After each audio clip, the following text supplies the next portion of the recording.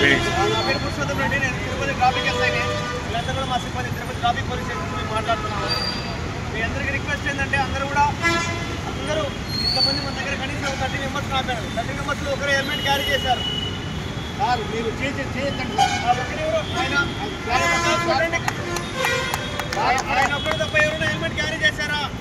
30 మందిలో కేవలం ఒకరు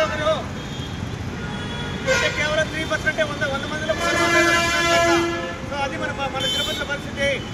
మేము ఫైన్ వేయచ్చు, మిమ్మల్ని అందరూ ఇప్పుడే ఫైన్ వేయచ్చు. ఒక హెల్మెట్ ఫైన్ వచ్చేసి 1035 రూపీస్ ఒక హెల్మెట్ ఫైన్. హెల్మెట్ వచ్చి 1035 రూపీస్.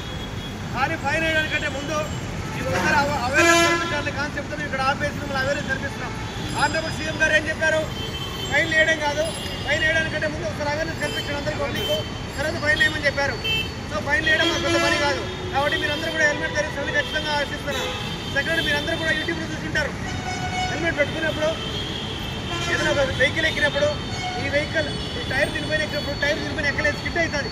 స్కిడ్ అవ్వడం వల్ల మన హెడ్ అనేది ఆటోమేటిక్గా సేఫ్గా బయటపడుతుంది. హెల్మెట్ లేకుండా టైర్ కింద మన సందర్భాలు కూడా ఉన్నాయి, రెండు చూసింటారు.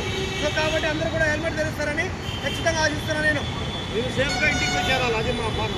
మీతో పాటు మీ కుటుంబ సభ్యులు కూడా అందరూ కూడా సేఫ్గా ఉండాలంటే ప్రతి ఒక్కరు కూడా హెల్మెట్ ధరించాలి. మిమ్మల్ని ఆపి హెల్మెట్ పైన వేయాల్సిన అవసరం లేదు. నువ్వు బండిలో భద్రత చేసినట్టు ఫోటో తీసుకుని నెంబర్ ఎవరు కనిపిస్తారు మాకు ఆటోమేటిక్గా ఆన్లైన్ పని మీకు వచ్చేస్తుంది. సో కాబట్టి మేము ముందుగా అందరూ కూడా మా ట్రాఫిక్ పోలీస్ స్టేషన్ తరపున తిరుపతి నుంచి మీకు అవగాహన కల్పిస్తున్నాము.